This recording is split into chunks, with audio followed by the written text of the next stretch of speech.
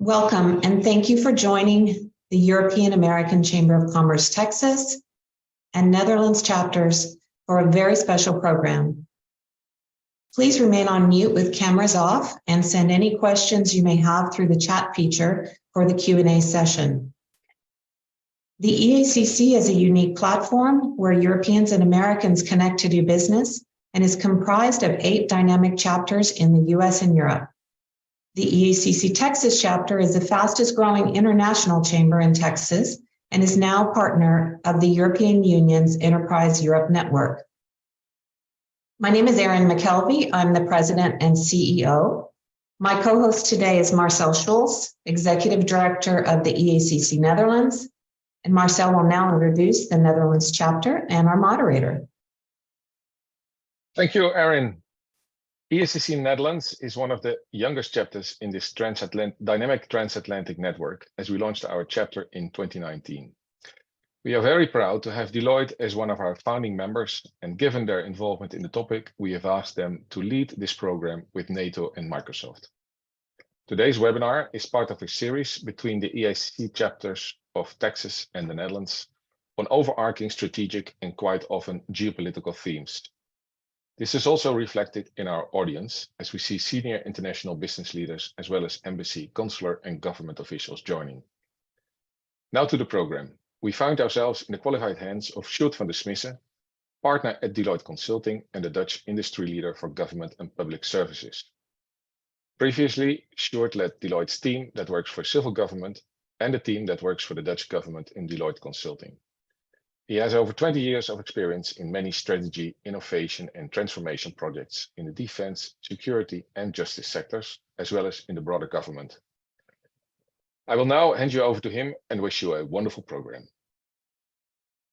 So, thank you, Marcel. Thank you, Erin. Thanks for the kind words. And welcome, everybody, also on my behalf. As we all know, the war in Ukraine has reshaped global security, ushering in a new era of collective defense. Not only for physical and digital safety, but also for the democratic values we all share. And collective defense requires resilience and a whole of society approach. That is the topic we will be discussing today. We all know that the private sector has a crucial role to play, and in some cases contributing to the MOD's or NATO military function directly.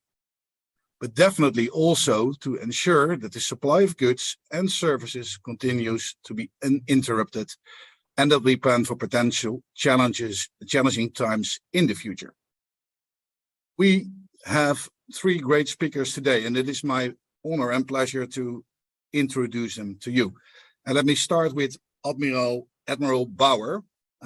Admiral Bauer is the 33rd chair of the Military Committee of the North Atlantic Treaty of Organizations, NATO, and as the military advisor to the Secretary General and the North Atlantic Council, Admiral Rob Bauer is NATO's most senior military officer.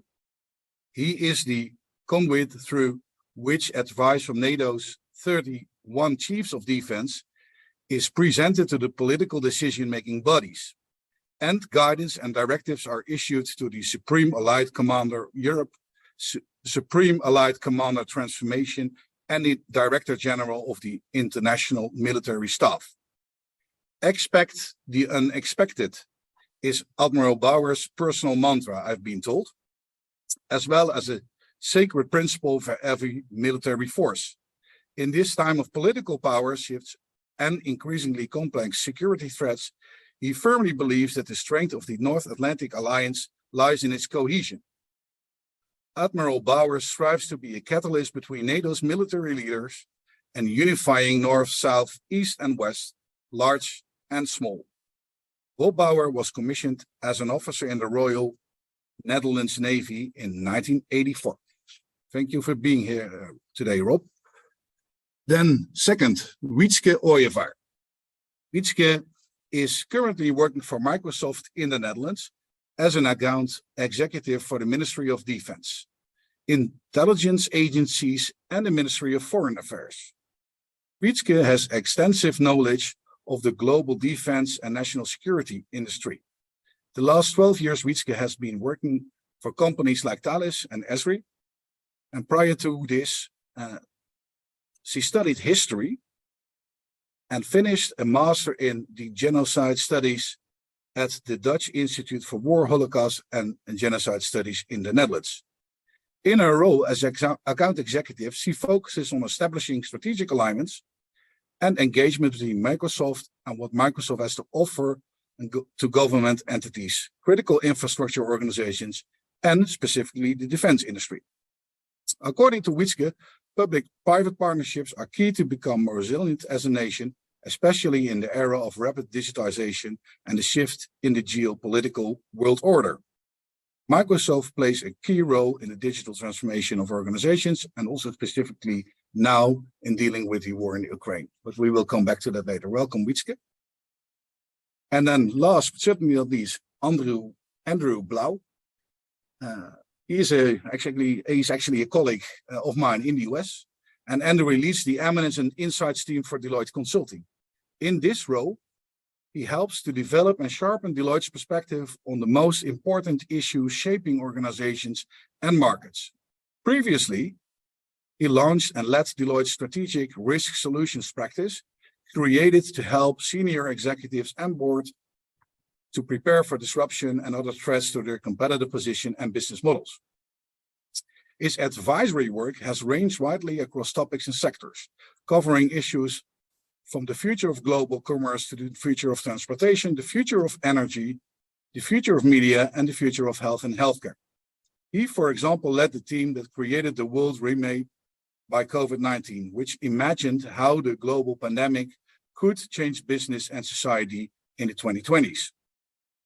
He joined Deloitte in 2013 as a partner in the Monitor Group, the global strategic brand for strategy consulting at Deloitte, and CEO of Global Business Network, famous for the use of scenarios and other tools that help organizations thrive in a complex, uncertain environment. He has testified before the US Congress and published and lectured internationally about the trends shaping business and society. He was also the founding president of the board of directors at Witness, an international human rights organization founded by the musician Peter Gabriel, and has served on numerous other nonprofit boards and advisory groups. And one of the reasons he is here today is his recent publication and his insights on the war in Ukraine, and the publication is called Reshaped by War. And he will also elaborate on the latest insights with respect to that. So let me now first move to Admiral Bauer. Maybe, Admiral, I can ask you kind of a generic question to start with. Could you please share your vision on the role of the private sector in the US and Europe in collective defense? And more specifically, maybe, or what role businesses play in building overall resilience and creating a safer world? Sure, thank you very much for the introduction. Ladies and gentlemen, and I think your question will be answered in my my introduction. So if you allow me, I will use that first.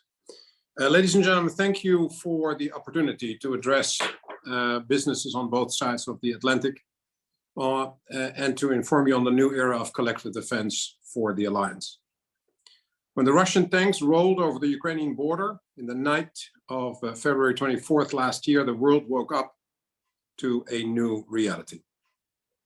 Especially European countries were operating under the assumption that we would never see war again, and that security was a given. For the NATO military authorities, the large-scale invasion was actually not a surprise. We have been monitoring Russia's pattern of increasingly aggressive behavior and started planning for the collective defense of the alliance years ago. We have made big strides and are now in the middle of an unparalleled integration of NATO and national military planning. As important as that is, it will not be enough to keep us all safe. The war in Ukraine shows us once again that war is a whole of society event, and thus requires a whole of society approach. Ukraine has reached a point where even ballerinas are fighting in the trenches, some of whom have died. The lesson is the responsibility for security does not only fall on the shoulders of those in uniform.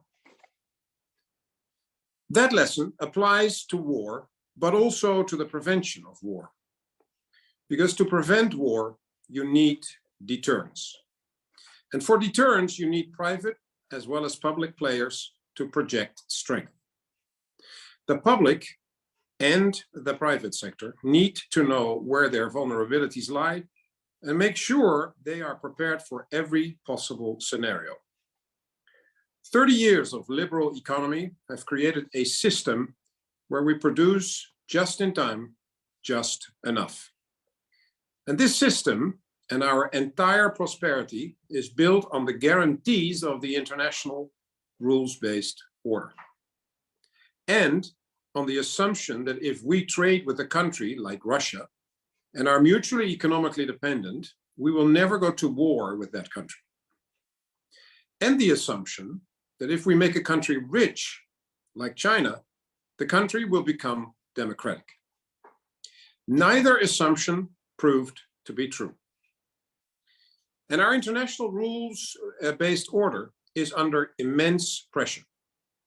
So none of us can stand idly by, hoping we will never experience war again. Collective defense is about thinking ahead, and that doesn't just apply to deploying military capabilities. We have to realize that the enemy will use anything to bring us to our knees. Security is not a silo. Energy, food, migration, infrastructure, you name it, can and will be used as weapons. What if your wind farms are bombed? How have we set up our infrastructure? Is it not very naive to think that China will not use its influence over our infrastructure through the purchase of ports, railways, highways, and communication networks to support Russia too? On whom have we made ourselves dependent for our raw materials? These are all uncomfortable questions that we prefer to avoid. But true resilience means that security must be factored into every major decision. Deloitte has written an extensive report on the consequences of the war in Ukraine for businesses. But I would argue that there are opportunities here as well. Opportunities to be part of the solution and not the problem. Opportunities to show your customers and the world that your business is not just about stakeholder value, but actually wants to play a part in protecting the values we all hold dear. That you are able to put long-term goals and the common good above short-term gains and individual needs. Microsoft is a company that has shown that you can be part of the resilience and still make money. Being resilient and playing a role in collective defense is not about doing charity work. It makes your company stronger, and as a result, it makes us all stronger.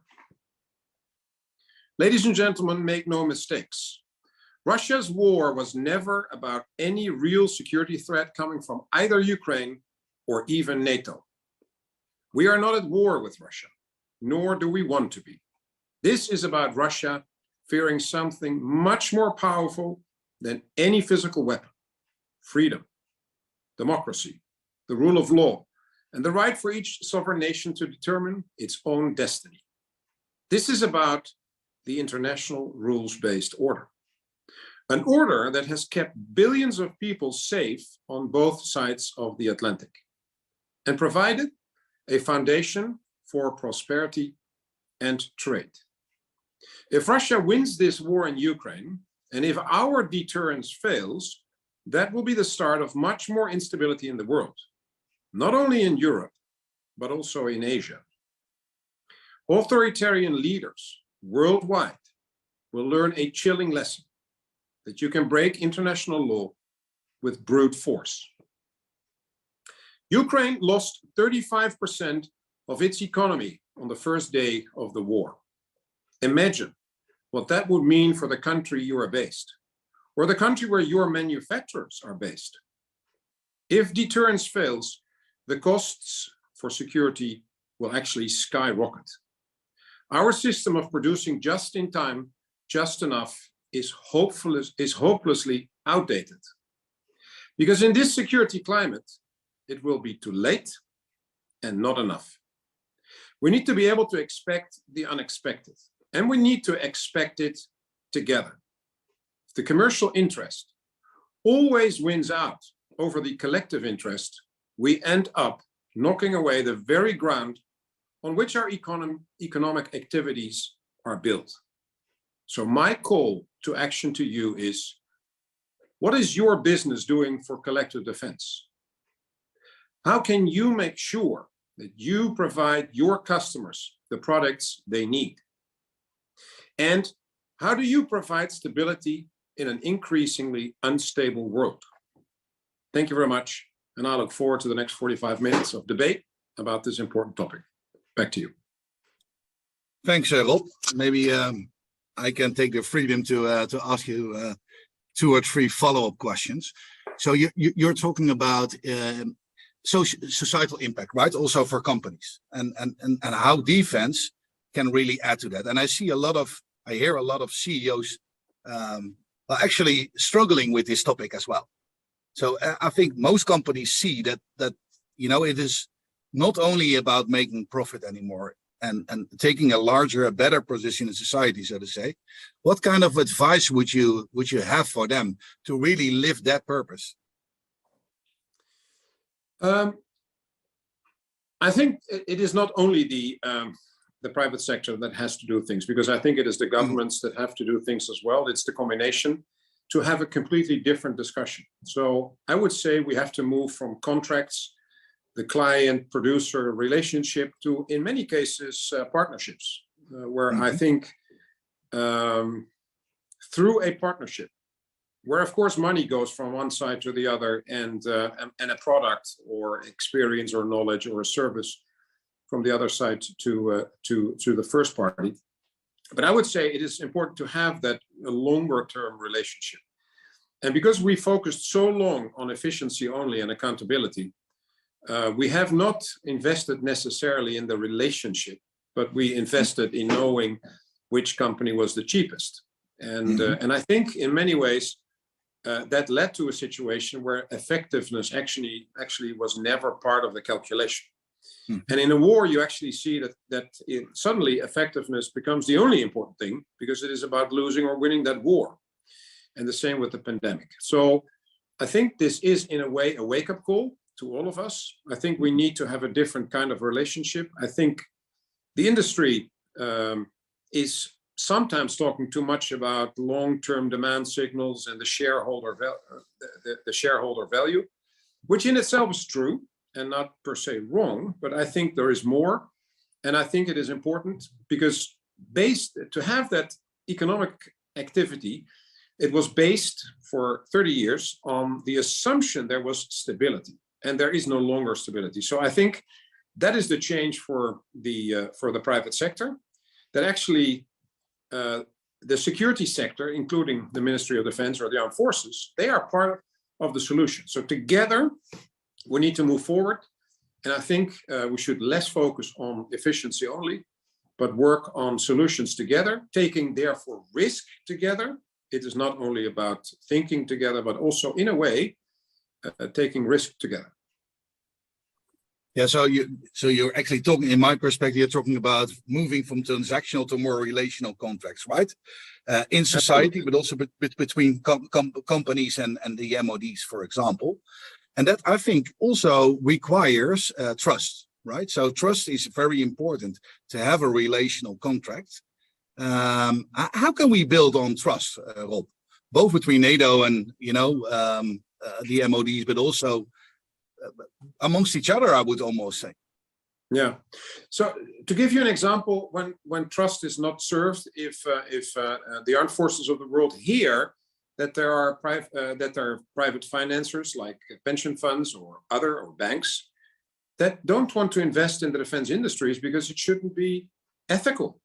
And that is a very, very strange discussion to have if it is about our own defense, our own security. And so that is another example where we have detached ourselves from the armed forces, because, you know, the people in uniform were that funny group that were sent away to Afghanistan or Iraq to solve our problems far away from home, so that we, the rest of us, could live basically the life we wanted to live. And I think now the conflict has come to us in a way. It is very close to us, and it affects our daily life already.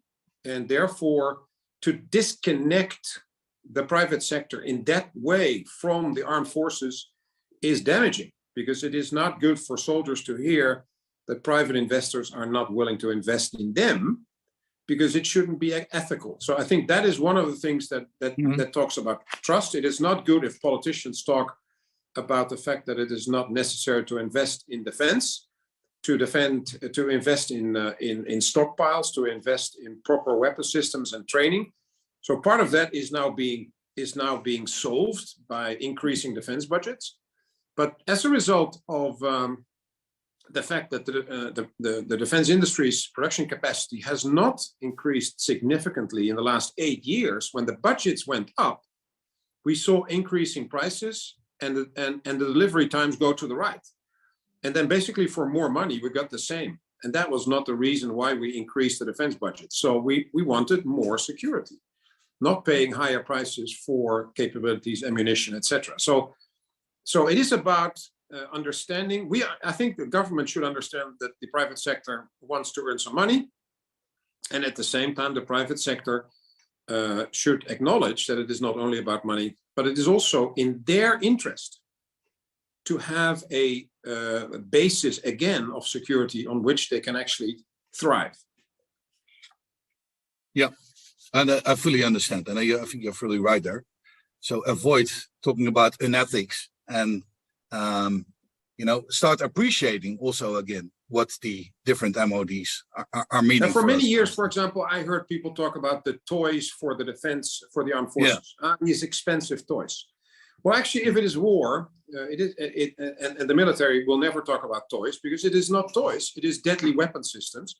And you want to have the best and the most accurate weapon systems for your soldiers, but in the end to be successful to defend your country and win the war, because that in the end it is about. And becoming second in a war is not the preferred option.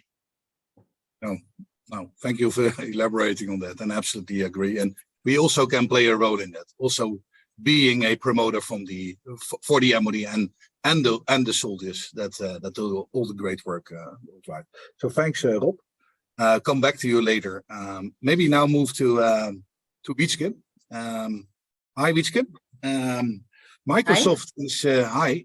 Microsoft is playing an important role in the Ukraine's ability to continue business operations under extreme conditions, and will share how technology supports in building resilience and digital stability for global business and government. So and although I know Microsoft and you personally quite well, I was actually quite surprised and also impressed when you provided me with the background materials prior to this meeting. And to name a few, I was impressed by the fact that you are currently sharing your insights and Microsoft vision on the cyber war Russia is fighting.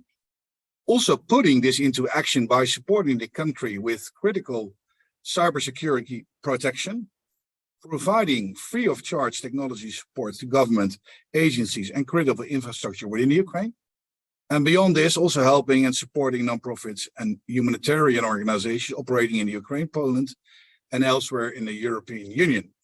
So maybe, Wietske, to start with, in my opinion, Microsoft stands out in this so-called whole society approach, right? But it also brought some questions to mind. And my first one would be, could you please elaborate for the audience also, and maybe also as a source of inspiration for other companies, can you please elaborate a bit more on the support Microsoft has provided in Ukraine and the impact it had? Yes, of course. Again, thank you for having me. I think nobody, when people think about Microsoft, maybe you think about the modern workplace, but Microsoft has helped extensively with the government of Ukraine with protecting Ukraine from cyber attacks. That's one thing we did. In Redmond, we have the Microsoft Threat Intelligence Center, where we are identifying and tracking malware, phishing, and nation-state attacks on the whole infrastructure and related infrastructures of Microsoft. And we've also helped with the protection from state-sponsored disinformation campaigns. That's with the help of our Digital Threat Analysis Center. This is more soft power influence by nation-state actors, so campaign influence, but also misinformation campaigning. That's what Microsoft did, and what we've seen that like several hours before the launch of missiles or movement of tanks on February 24th in 2022, the Microsoft Threat Intelligence Center detected a new round of offensive and destructive cyber attacks directed against Ukraine's digital infrastructure.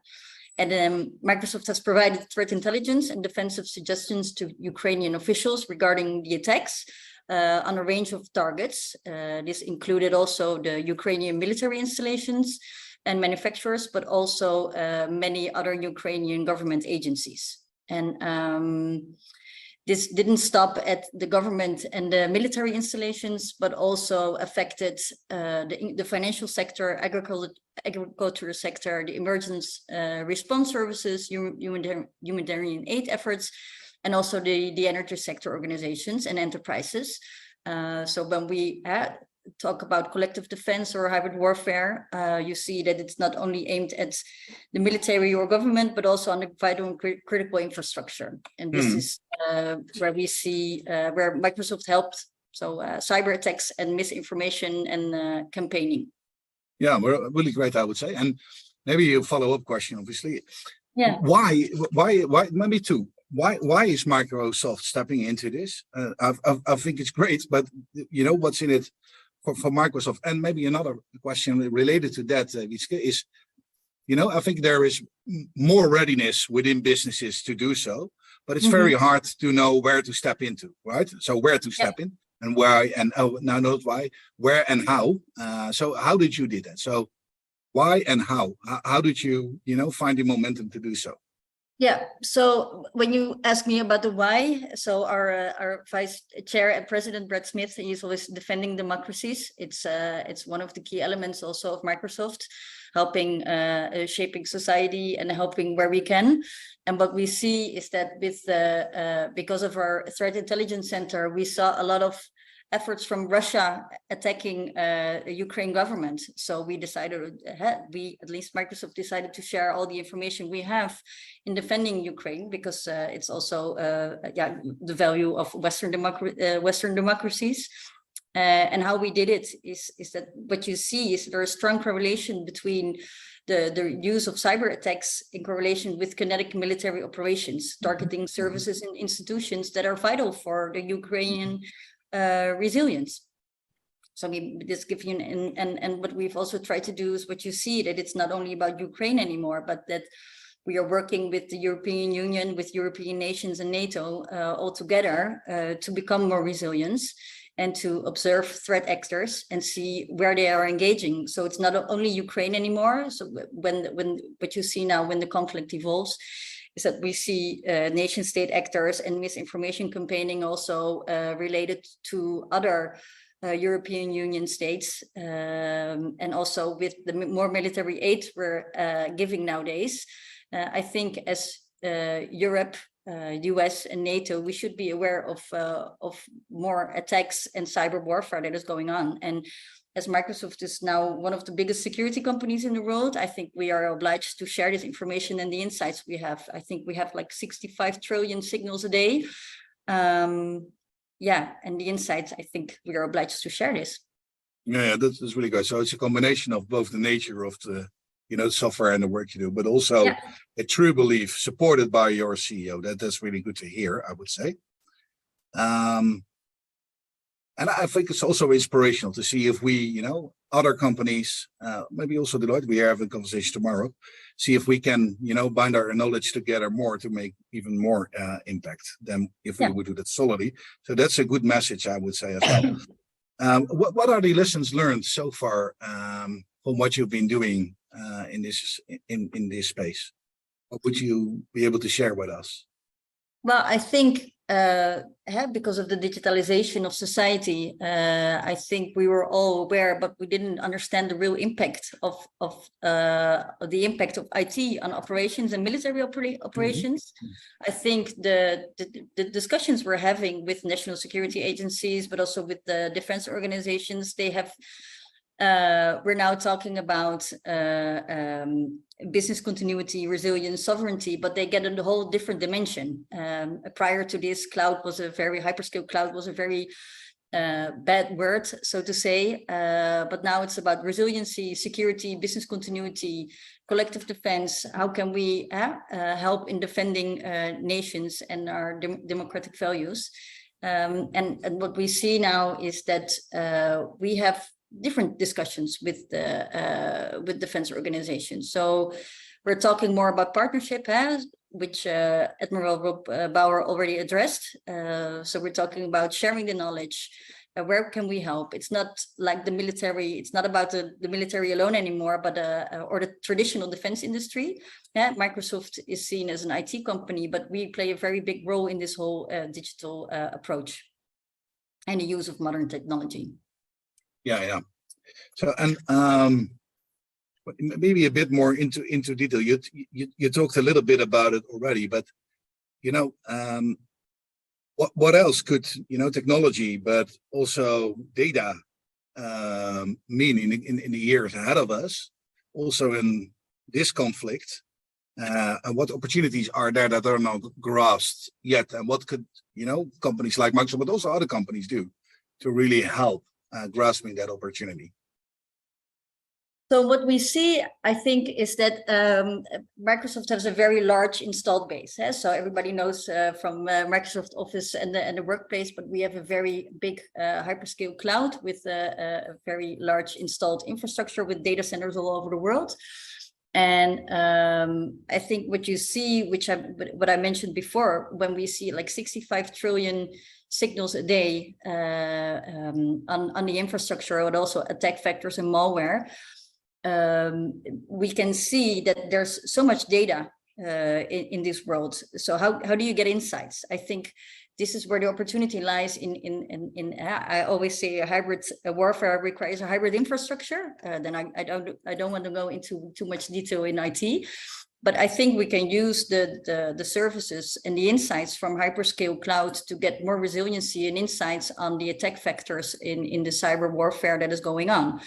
And it's also there's a lot of data everywhere, and we cannot compute. We don't have the compute capacity in our countries to process this. So I think here we should share knowledge, share data.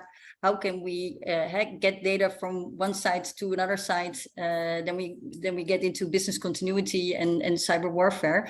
But I think this is really important, and here lies an opportunity. But we should be, and also with the upcoming artificial intelligence and all the trends in this area, I think all the adversaries are using this as well. So I think here there are many opportunities, but also in helping each other in becoming more resilient. Yeah, and that's also, thank you so much, Wietske. Let's also use this as an invitation to all the other participants to also reach out to Marcel if they have great ideas in this space, I would say. So thank you, Wietske. Maybe because of time, I would like to move now to Andrew, my colleague Andrew. Yeah, thanks, Wietske. My colleague Andrew, he will share with you an update on his 2022 industry scenario report about the war in Ukraine, highlighting the impact of the war in the Ukraine on our interconnected world and the economy. He will talk about the likelihood of near-term future scenarios, business implications of these scenarios across domains, and trends that are maybe still likely to persist across these scenarios, business and governments. And he talks about, inflationary pressure on global economic growth, energy dependency, food risk, that type of things. When we prepared the session, Andrew, we also elaborated. We also talked about your research, and it's been a year from now, not about 11 months, right? Yeah. And you told me that a lot of things we expected to happen actually did not happen or not with the impact we expected. So maybe you can elaborate on that a little bit. Maybe you talk them through the research you did, but also point out what, in your opinion, the new uncertainties are, right, that we have to deal with now. Yeah. So please go ahead. Yeah. Well, thank you. Thank you. It is a pleasure to join this group and to talk about the war in Ukraine, and in particular the role of business in stability. You know, as you're saying, in the spring of 2022, not long after Russia invaded Ukraine, we convened a team of scenario thinkers and business strategists with support from the Global Deloitte Network. And we got some input not only from subject matter experts or advisors inside, but also outside the firm, to develop this set of scenarios or pictures of how the future might evolve. So we want to look at different ways we could imagine this conflict over the course of the following year, and in particular, looking at its impact on business. Now, the key questions or uncertainties that we built the scenarios around were two. I mean, there were a lot of questions, obviously, at that time, but we felt there were two that would really shape, you know, provide outline for the understanding or interpreting the potential path of the conflict. One was, you know, would the Western alliance that started so strong, would it stay strong? Would it be aligned in support of Ukraine's defense, and would that cohesion be maintained? And the other big question that seemed very important at the time was, would the war stay localized, or would it spill out into a broader conflict, open conflict? And we explored different ways that those two core questions could play out, and we saw at least four ways that we thought the war might develop. Now, the first, the one scenario we called ceasefire, where the active military conflict ended in 2022. That obviously is not what happened. Many at the time thought that was a very likely prospect, but I think it was one of the values of this kind of scenario-based thinking was to understand that while that seemed plausible, there were a number of other plausible futures, and in fact, we now see that they are closer to what has happened.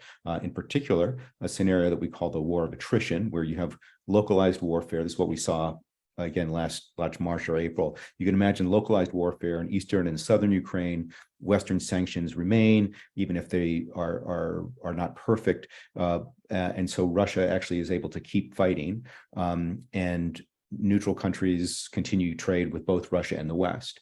And as we'll talk about in a couple minutes, that seems like the scenario that seemed less expected a year ago, but it seems much closer to the reality that we're in. We also talked about the possibility for a scenario we call Russia renewed, where Western cohesion, if it really weakened, that would allow Russia to push forward in ways that could be really uncomfortable. And then a scenario we call Western resolve, where the scope of the conflict actually widens, engaging into a larger, unfortunately larger conflict, but one that we thought could actually might get resolved more decisively in favor of the West. So the business challenges across all those were, at least at the very high level, were clear that the advice we were giving then was that Western businesses had like great urgency to reconfigure the value chains to protect, especially around supply chain volatility for key commodities coming out of Ukraine in particular, but Russia as well. It was obvious even then that there was a need to brace for some very short-term, very major, but short-term disruption around supplies, also around talent and around costs.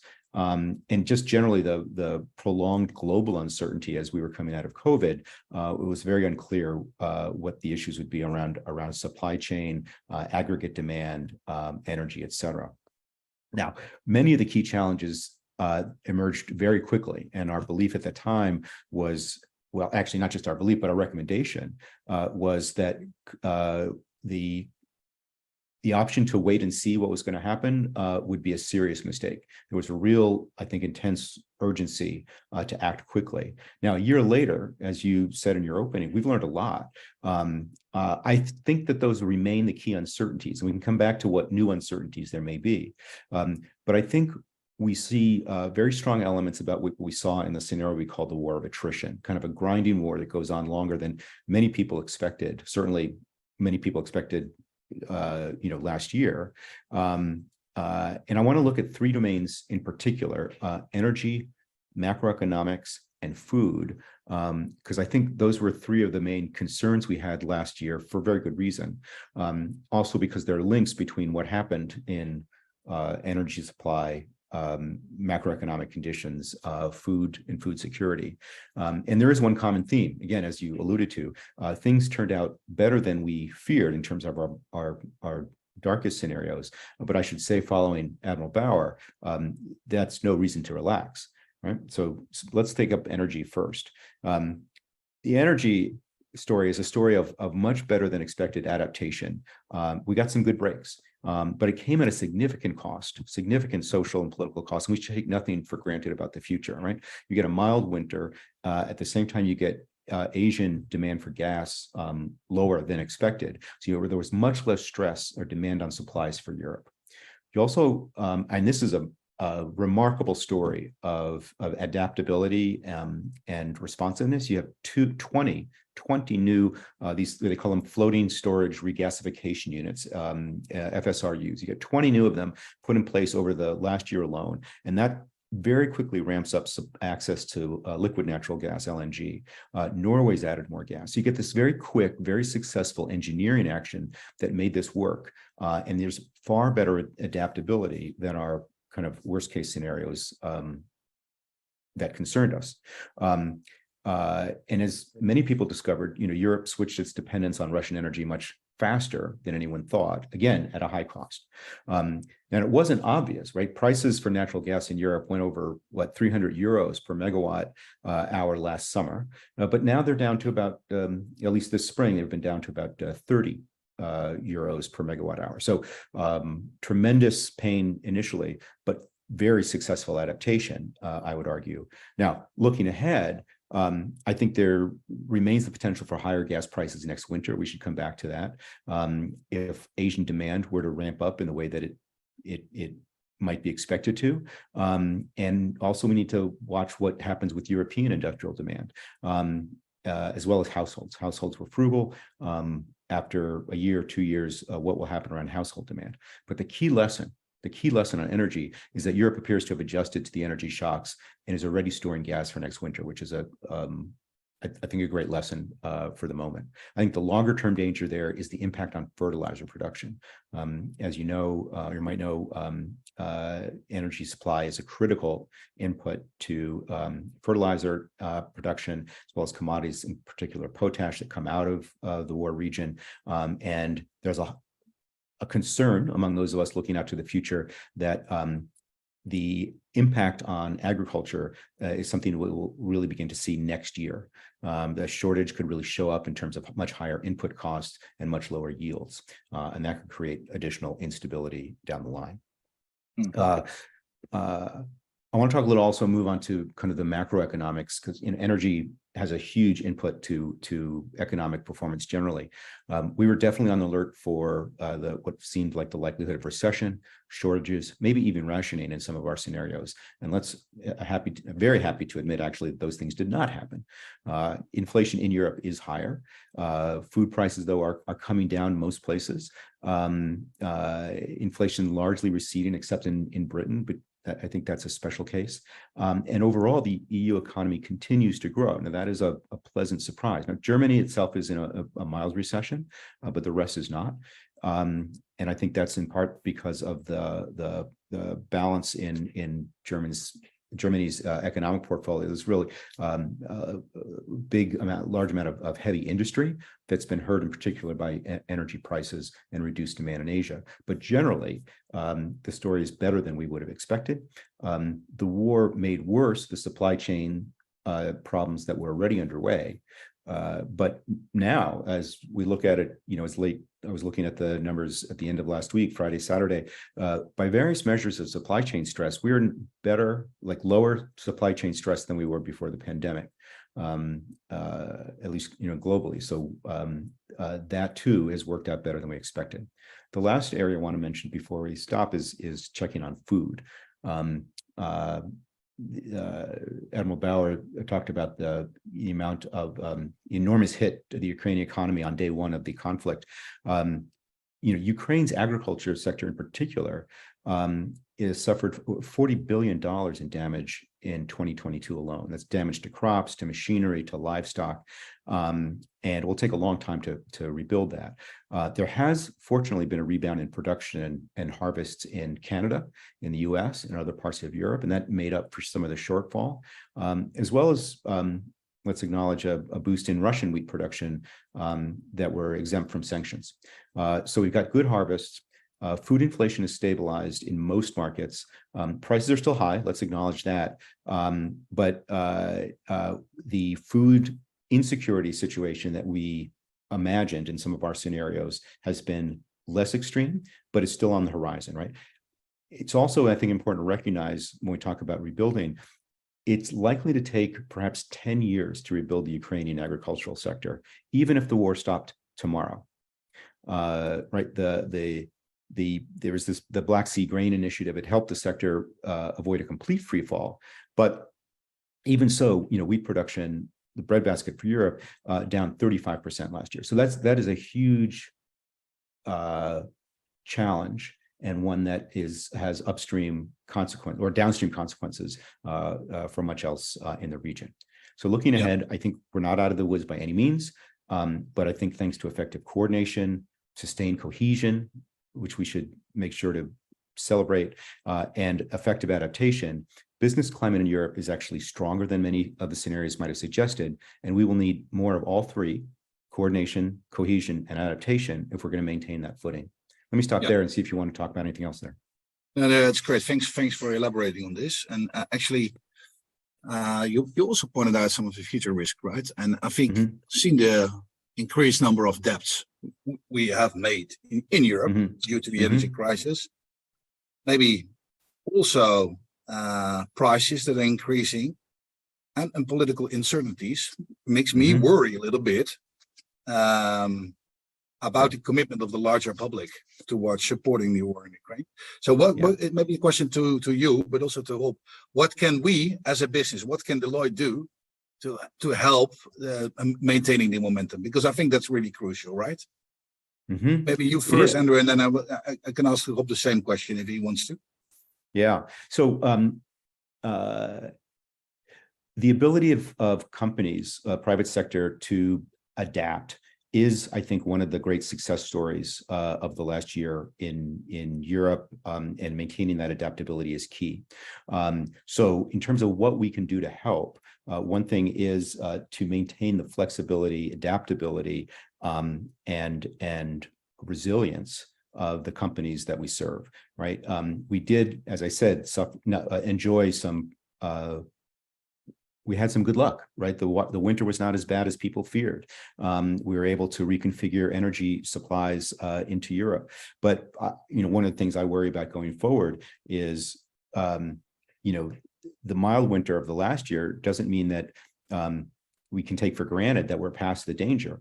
If Chinese demand in the global market ramps up, demand grows sharply in Europe, winter is much more challenging, I think we're going to we could see real difficulties in energy production, which would then drive inflation, would have negative consequences on food security. And implied by something you said, I would be concerned that could actually start to weaken Western resolve. So that set of combinations does worry me. So helping business maintain, increase its adaptability, increase its energy efficiency, increase its ability to diversify its supply chains. These are things that will increase resilience and increase our ability to endure this longer period of uncertainty. But I'd be very interested in what the Admiral also had to say.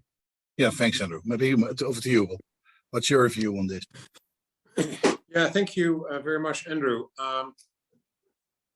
I think we have to prepare people that we are in this for a long haul. I don't think this is over in a year or 2 years. I think we have to realize that this will affect our lives for the next 10 years at least.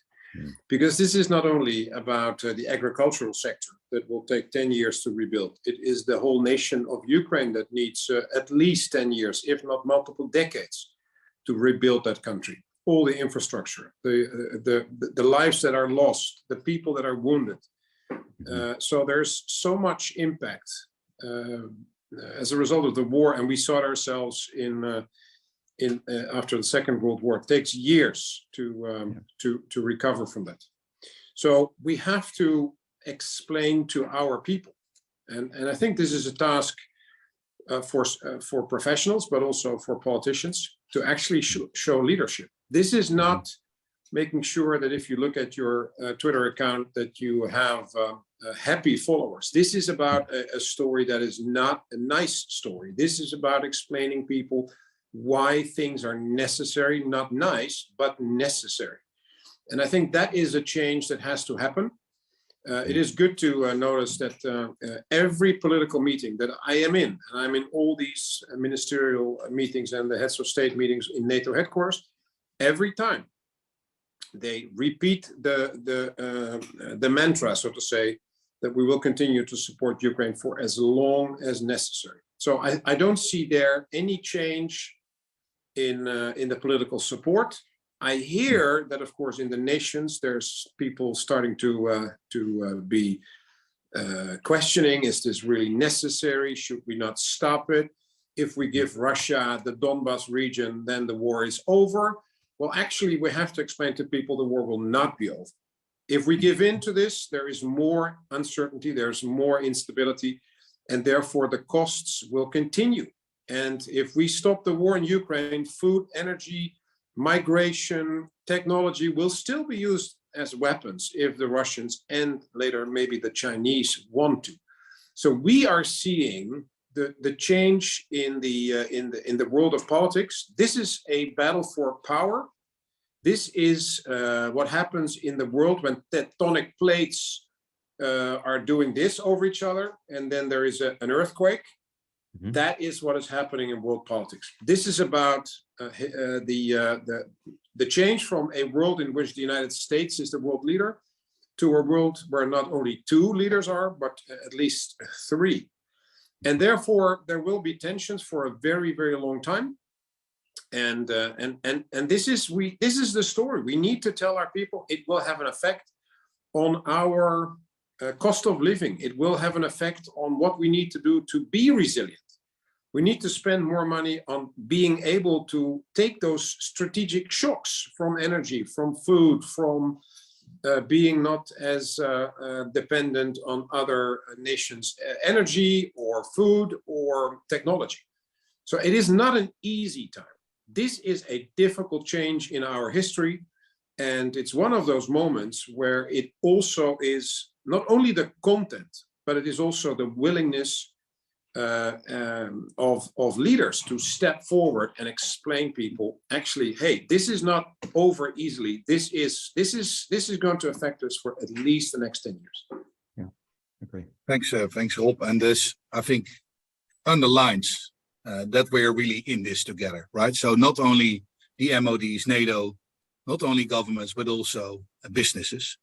And if I may, Sjoerd, because I think yeah, sure. Wietske made a very important point, and I talked to Microsoft when I was in Singapore in the Shangri-La dialogue.